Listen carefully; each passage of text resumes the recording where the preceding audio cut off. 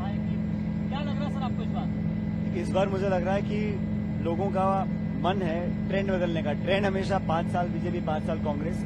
इस बार लोग चाहते हैं कि सरकार दोबारा कांग्रेस पार्टी की बने, और देश में भी जो भाजपा का शासन 10 साल का हो गया है उससे लोग ऊब चुके हैं, बदलाव चाहते हैं। और कांग्रेस को भी बहुत बल मिला है राहुल जी की भारत जोड़ो यात्रा से और कर्नाटक की जीत से, हिमाचल की जीत से। तो कांग्रेस पार्टी के वर्कर में भी अलग तरह की ऊर्जा है इस बार। सर वही कांग्रेस पार्टी आपके साथ निकाल रही है।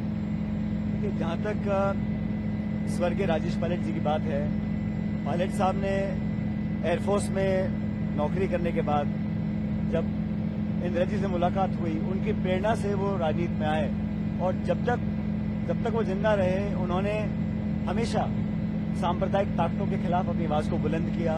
उन्होंने हमेशा कांग्रेस की सेवा करी, कांग्रेस के माध्यम से देश की सेवा करी। और मुझे लगता है कि बीजेपी के पास अपनी रिपोर्ट कार्ड दिखाने के लिए बहुत कुछ है नहीं, और जो बिखराव राजस्थान में बीजेपी का है वो जग जाहिर है। तो कहीं ना कहीं दिमाग और ध्यान डाइवर्ट करने के लिए इन बातों को किया जा रहा है। और मैंने पहले भी कहा था कि मेरी चिंता छोड़ दें, मेरी चिंता तो मेरी पार्टी और मेरी जनता करेगी, और मुझे लगता है जो होगा बहुत अच्छा होगा। कि फिलहाल हमारा इशू प्रदेश का विकास, उन्नति हो, और बीजेपी का जो हमेशा एजेंडा रहा है कि ध्यान डाइवर्ट कर जज्बाती मुद्दों पर केंद्रित करने का या ध्यान भटकाने का, लेकिन किसान, नौजवान, डेवलपमेंट, इन्वेस्टमेंट, शिक्षा, चिकित्सा, सुरक्षा, सड़क, इस पर डिबेट होना चाहिए। उससे बचने के लिए इस तरह की बातें की जाती हैं। सर लेकिन जो एकता की बात है वो दिखी नहीं।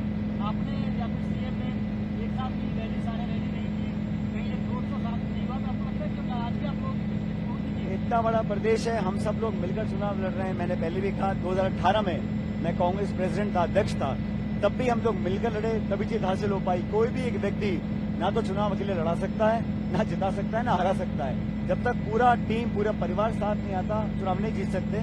18 में हम चुनाव जीते थे क्योंकि हम एकजुट होकर लड़े थे। इस बार भी हम पूरी ताकत से लड़ रहे हैं। हर सभा, हर रैली अगर सब नेता इकट्ठा करेंगे तो इतना बड़ा प्रदेश में हम प्रचार नहीं कर पाएंगे। राहुल जी अलग सभाएं कर रहे हैं, प्रियंका जी अलग कर रही है, खड़गे साहब अलग कर रहे हैं, सीएम और मैं, हम भी अलग अलग मीटिंग कर रहे हैं, साथ भी कर रहे हैं, अलग भी कर रहे हैं। मुद्दा ये नहीं है, मुद्दा ये है कि बीजेपी के अंदर जो खिंचाव और तनाव है उसको छुपाने के लिए औरों पर आरोप लगाकर उंगली उठाने का काम किया जा रहा है। और जनता सब समझ रही है, दोनों पार्टियों का मूल्यांकन करेगी, नीतियों का, नियत का और नेतृत्व का, और उसके बाद वोट पड़ेगा। मुझे पूरा विश्वास है कि इस बार 25 तारीख को कांग्रेस को अच्छा बहुमत मिलेगा। सर आप बिना किसी चेहरे पे चुनाव लड़ रही है, कांग्रेस की बात करें तो किसके चेहरे पर चुनाव? कांग्रेस ने तो हमेशा चुनाव पार्टी की विचारधारा पर लड़ा है, अपने मैनिफेस्टो के आधार पर लड़ा है, और कभी भी हमारी पार्टी में चेहरा डिक्लेयर करने की परंपराएं नहीं है। बीजेपी जरूर चेहरा सीएम फेस डिक्लेयर करके चुनाव लड़ती है। उनसे पूछना चाहिए कि इस बार आपका कौन सीएम फेस है। हमारे यहाँ तो कभी डिक्लेयर नहीं करते। चुनाव जीतने के बाद विधायक बैठते हैं और फिर पार्टी लीडरशिप तय करती है कौन सीएम या कौन क्या जिम्मेदारी निभाएगा। हमारे यहाँ इशू नहीं है, इशू तो बीजेपी के पास है। वो लगभग हर चुनाव में बड़ा कॉन्फिडेंटली एक चेहरा प्रस्तुत करते हैं, वो इस बार नहीं कर रहे हैं। पूछना चाहिए क्यों नहीं कर रहे हैं। हमारा तो रीति है, ट्रेडिशन है, कस्टम है पिछले दशकों से, और राजस्थान में नहीं, हर स्टेट में हम ऐसा ही करते हैं। सर आपने तीनों जगह बीजेपी जीतने जा रही है। अब वो ये तो कह नहीं सकते कि बीजेपी हारने वाली है, वो तो दावा करेंगे ही। लेकिन जिस प्रकार वोटिंग हुई है मध्य प्रदेश में, जो ट्रेंड्स आ रहे हैं छत्तीसगढ़ के, दोनों स्टेट्स में कांग्रेस पार्टी जीतेगी।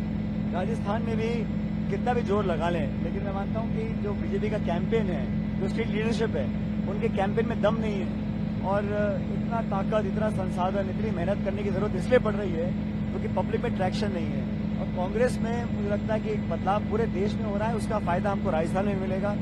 और हमने पूरी ताकत के साथ कैंपेन किया है, सब लोगों ने, किसी एक व्यक्ति ने नहीं। और अंत में क्या होगा, बहुमत आने के बाद किसको क्या जिम्मेदारी मिलेगी, ये बहुत आराम से, इत्मीनान से पूरी पार्टी में बड़ी सरलता से इसका निर्णय लिया जाएगा। जो भी लीडरशिप कांग्रेस पार्टी की तय करेगी वो सबको एक्सेप्टेबल होगा। और ये बात मैं सिर्फ अपने लिए नहीं बोल रहा हूँ, सब नेता इस बात में सहमत हैं जो मैं कह रहा हूँ। मेरे जो इश्यूज थे व्यक्ति के साथ नहीं थे, इशू मुद्दे प्रिंसिपल के थे, लोगों के थे, नौजवानों के थे। मुझे लगा पार्टी अगर कुछ अलग करेगी तभी हम जीत सकते हैं। आज हम दावा कर रहे हैं हम चुनाव जीत रहे हैं, क्यों कर रहे हैं? 30 साल में नहीं कर पाए थे, क्योंकि इस बार हम लोगों ने कुछ कदम उठाए हैं। पेपर लीक पे हमारे कहने के बाद पार्टी ने संज्ञान लिया, एक नया कानून बना, उम्र कैद का प्रावधान जोड़ा गया कानून के अंदर, हमने कुछ करेक्टिव मेजर्स दिखवाए। हमारी सरकार में 2 साल तक कोई दलित मंत्री नहीं था, आज 4 दलित मंत्री हैं। तो हमने कुछ कोर्स करेक्शन किया। मेरे इशू उठाने के बाद उसका लाभ पार्टी को मिला, सरकार को मिला। तो इसलिए मुझे लगता है कि मैंने जो भी इशू रेज किया उसको पार्टी ने गंभीरता से लिया, संज्ञान लिया, एक कमेटी बनाई, उस पर मैंने एक्शन लिया, उसका फल, उसका सकारात्मक परिणाम पार्टी को मिला और सरकार को मिला। मत बोलो, पार्टियां सरकार बनाती हैं, सरकारों से पार्टियां नहीं बनती।